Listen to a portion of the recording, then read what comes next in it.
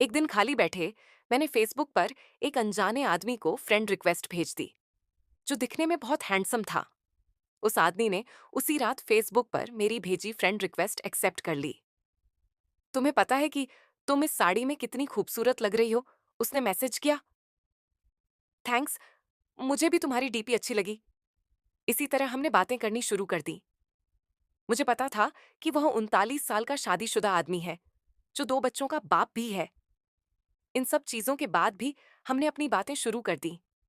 इतना ही नहीं, हमने अपना नंबर भी एक दूसरे के साथ बदल लिया। देखते ही देखते हम एक दूसरे के करीब आ गए और एक दूसरे के बेस्ट फ्रेंड बन गए। फेसबुक पर हम एक दूसरे के साथ बहुत ज्यादा बातें करने लगे और सोशल मीडिया पर ज्यादा से ज्यादा समय बिताने लगे। दूसरी ओर उस आदमी को लगने लगा कि हमारे करीब आने से, इतनी बातें करने से वह अपनी बीवी से दूर जा रहा है। वह अपने बच्चों के साथ दूसरे स्टेम में रहती थी।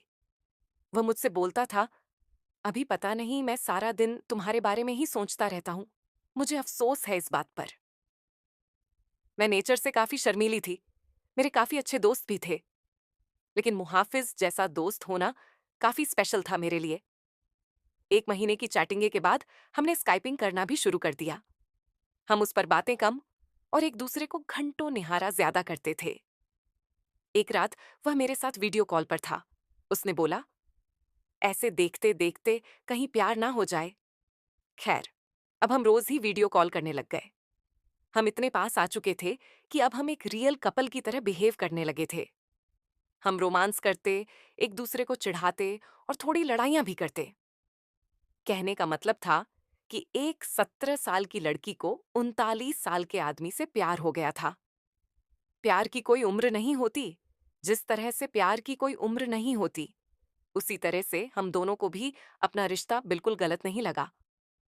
हमें नहीं लगा कि हमने कुछ गलत काम किया है। जब उसकी बीवी आई, इसी दौरान इसकी बीवी और बच्चे इससे मिलने आए, पर वह फिर भी मुझसे बातें किया करता था। यहां तक कि वह अपनी बीवी के सामने भी मेरी कॉल उठा लेता था। उसी दौरान उसकी बीवी उस पर शक करने लगी, क्योंकि अब वह पहले जैसा बिल्कुल भी नहीं रहा। एक रात की बात थी जब ये दोनों बेड पर सेक्स के लिए गए। तभी इनके फोन पर मैंने मैसेज और अपनी फोटो भेजी। इनकी वाइफ ने उठकर फोन जैसे ही खोला, मेरी फोटो उन्हें दिखी। उसकी वाइफ ने कोई रिएक्शन नहीं दिया, बस मुहाफिज को जोर का थप्पड़ मारा और रोने लगी। 3 दिनों के बाद वह घर छोड़कर चली गई। मुझे उसकी वाइफ के लिए काफी बुरा लगा, इसलिए मैंने उससे कई दिनों तक बातचीत बंद कर दी। उसकी वाइफ के जाने के बाद हम फिर से मिले और हमने लॉन्ग ड्राइव पर जाने का प्लान बनाया। जब उसने मुझे प्रपोज किया, उसी शाम उसने मुझे प्रपोज किया। मुझे सिर्फ तुम ही चाहिए और कुछ नहीं। अपनी जवानी में मैं काफी सारी लड़कियों से मिला, पर तुम ही एक ऐसी लड़की हो जिसने मेरा दिल चुराया है। वहां कुछ देर के लिए शांति छा गई। फिर उसने मुझे आई लव यू बोला। उसकी आंखों में आंसू थे। हम एक दूसरे को किस करना चाहते थे, गले लगना चाहते थे। मैं तुम्हें ब्लॉक कर रहा हूं। दूसरे दिन मुझे एक मैसेज मिला जिसमें उसने लिखा था, हे डार्लिंग, आई लव यू, लेकिन मेरा परिवार भी है, मेरी कुछ ड्यूटीज भी हैं। ये मेरा तुमको आखिरी मैसेज है। मुझे प्लीज कॉल या टेक्स्ट मत करना। मैं तुम्हें ब्लॉक कर रहा हूं। मुझे ऐसा लगा कि मानो मैं शादी के बाद विधवा बन गई हूं। मैं बुरी तरह से टूट चुकी थी, काफी परेशान थी। फिर लौटा। वो मेरी जिंदगी में 3 महीने बीत जाने के बाद मैं एक लड़के के साथ रिलेशनशिप में आई। एक दिन मेरे पास किसी दूसरे नंबर से मुहाफिज का मैसेज आया, बानी, इज दैट यू? प्लीज मेरी लाइफ में दोबारा वापस आ जाओ, मैं तुम्हारे बिना नहीं रह सकता। मैं समझ गई कि यह उसी का नंबर है और फूट फूट कर रोने लगी। 1 घंटे की चैटिंग के बाद मेरा दिल फिर से पिघलने लगा। मेरे बॉयफ्रेंड को इन सब चीजों के बारे में कुछ नहीं पता था। मैंने उससे सब कुछ छुपा कर रखा था। मैंने उस पूरी रात केवल मुहाफिज से बातें की। उसने मुझे घर पर लंच के लिए बुलाया। एक दिन मुहाफिज ने मुझे अपने घर पर लंच के लिए बुलाया था। मैंने हाँ कर दी और चली गई। घर जाकर मैंने देखा कि वह खाली था और वहां केवल मुहाफिज के कोई नहीं था। उसने मुझे अंदर बुलाकर फ्रेश होने के लिए बुलाया। उसने ढेर सारी बातें की और खाने की टेबल सजाई। मेरे लिए यह सब नया था। मैं केवल इधर-उधर देख रही थी। तभी अचानक मैं जैसे ही पीछे मुड़ी, उसके होंठ मेरे होंठों पर थे।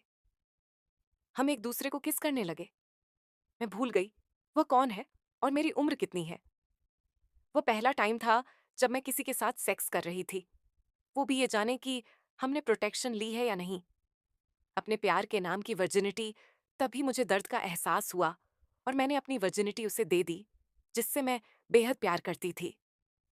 मैं उसी दर्द भरी हालत में घर वापस आ गई। दूसरे दिन मुझे काफी अच्छा महसूस हो रहा था। अब मुझे पूरी तरह से एहसास हो चुका था कि वह मुझे कभी नहीं छोड़ेगा। प्यार का एहसास हुआ। अब मैं प्यार पाने के लिए इतनी ज्यादा एक्साइटेड नहीं थी। वर्जिनिटी खोने के बाद मेरी सोच काफी बदल गई। मैं एक औरत बन चुकी थी।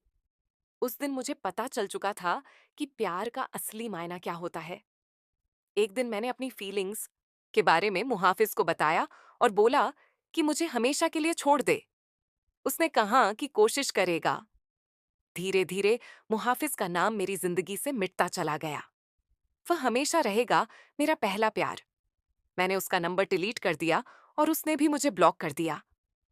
मैंने फिर उसे कभी ट्रेस करने की नहीं सोची, लेकिन उसकी यादें आज भी मुझे डराती हैं। मैं खुश थी कि मैं इस अजीब से लगने वाले रिश्ते से बाहर आ गई, लेकिन आज भी वह आदमी मेरा पहला प्यार रहेगा। मैं भगवान से दुआ मांगती हूँ कि मुझे जब भी कोई दे तो वह एकदम मुहाफिज जैसा हो।